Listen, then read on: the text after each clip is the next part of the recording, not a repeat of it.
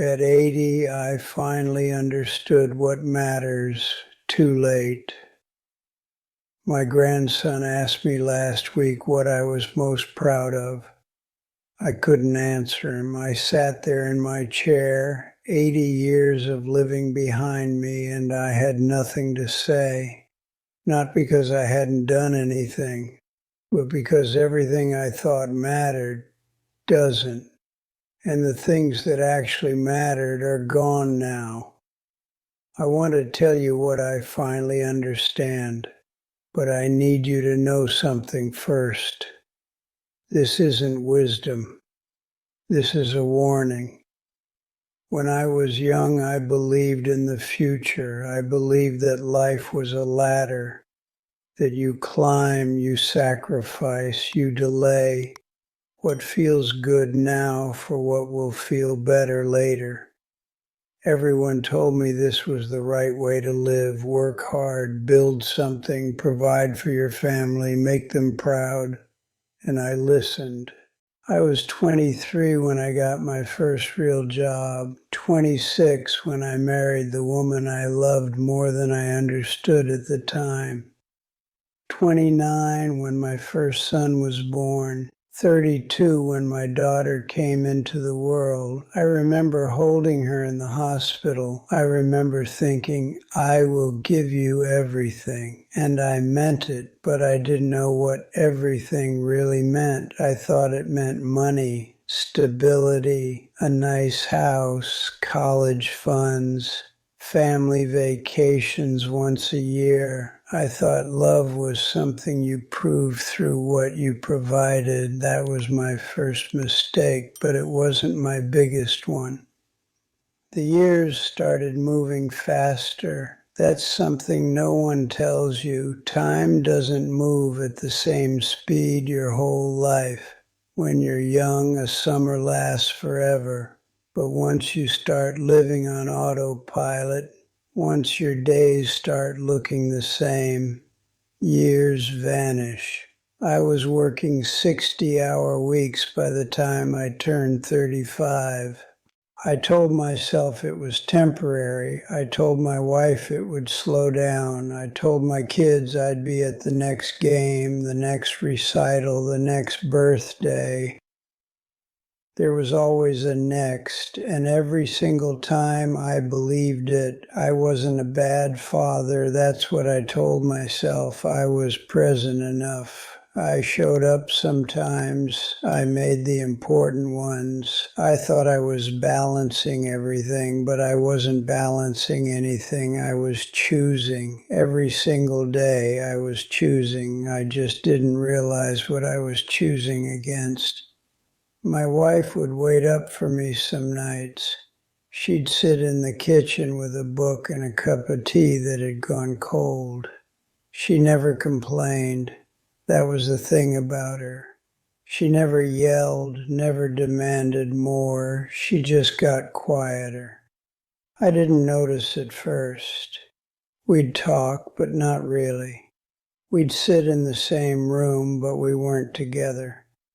I was always thinking about the next deal, the next quarter, the next promotion.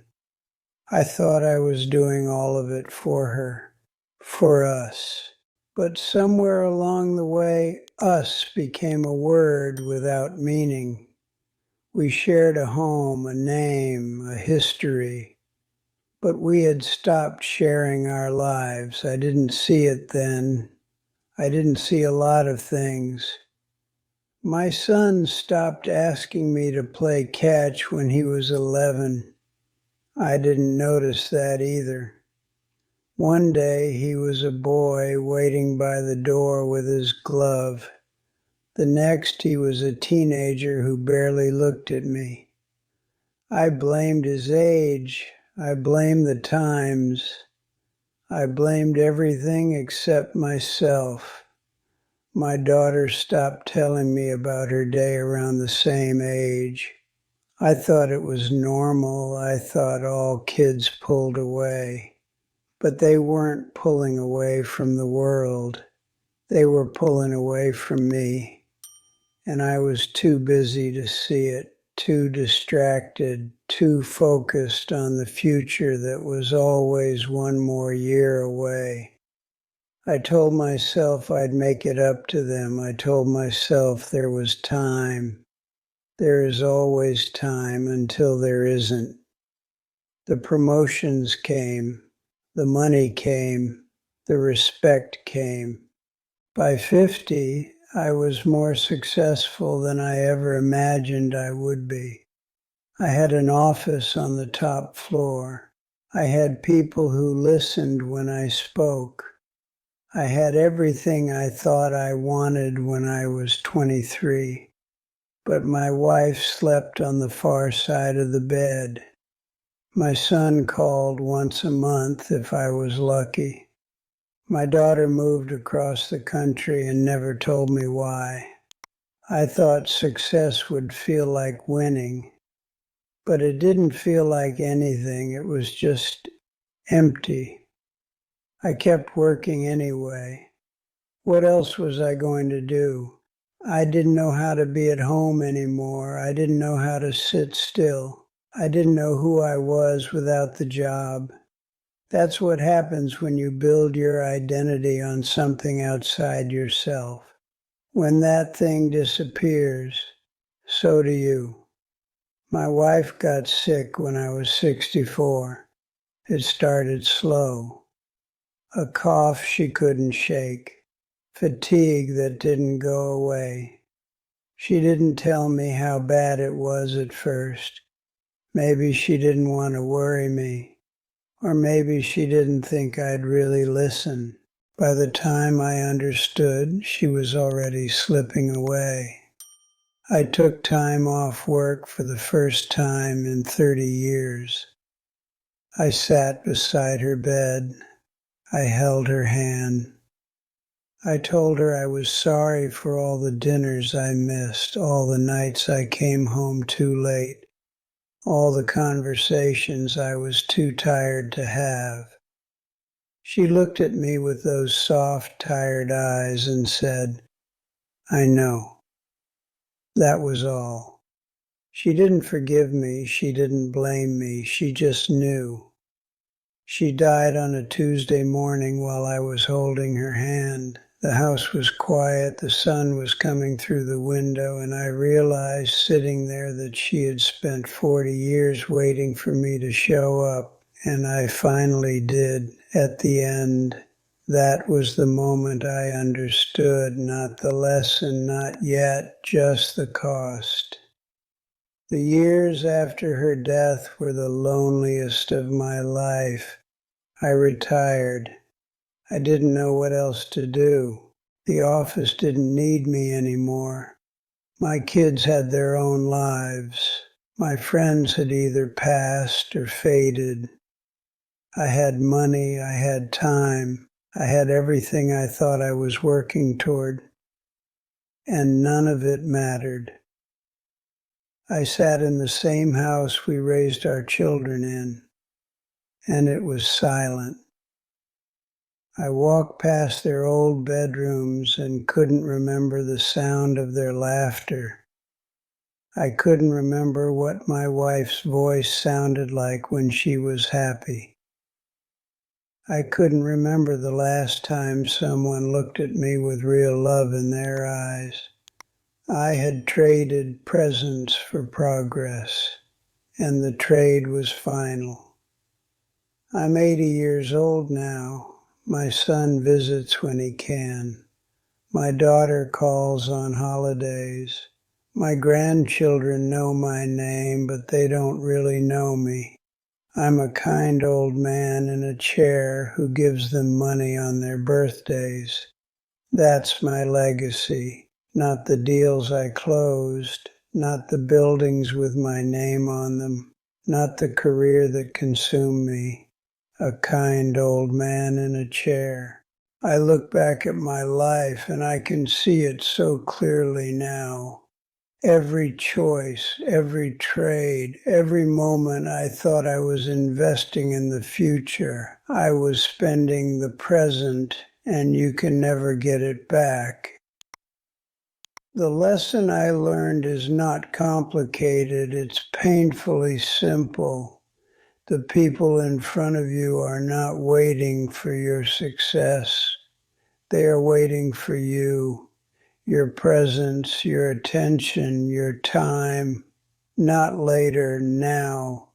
The meeting can wait, the promotion will come or it won't.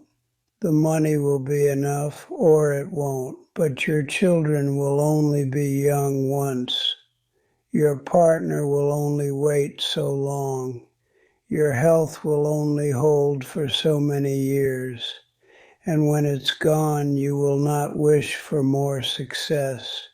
You will wish for one more dinner, one more walk, one more ordinary, meaningless afternoon with the people you love.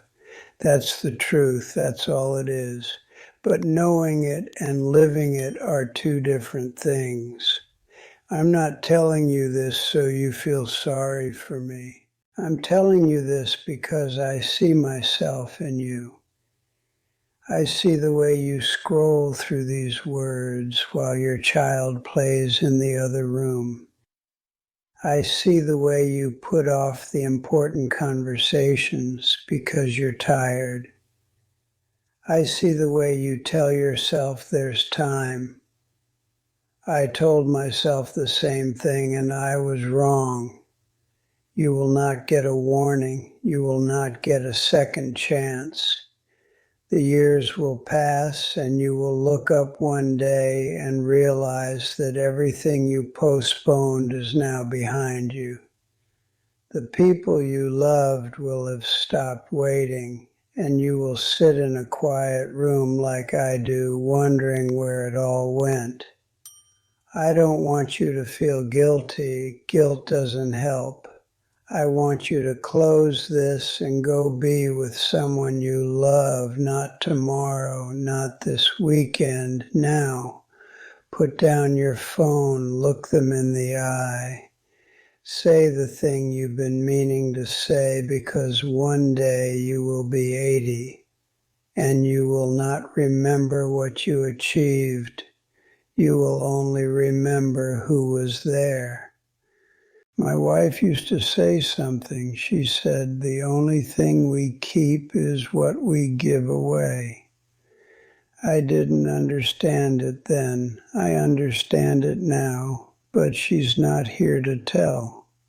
Thank you for sitting quietly in that chair beside me all this time, listening to the story of the mistakes I left behind. At this age, it is hard to find someone to talk to, but you stayed until the very end. Did my life's experiences touch your heart, even a little? If they did, please let me know in the comments below. I will read them. And if you want to hear more life stories like mine, please subscribe to the channel and stay with us. Now go. Don't wait any longer. Give your time to the ones you love. Take care.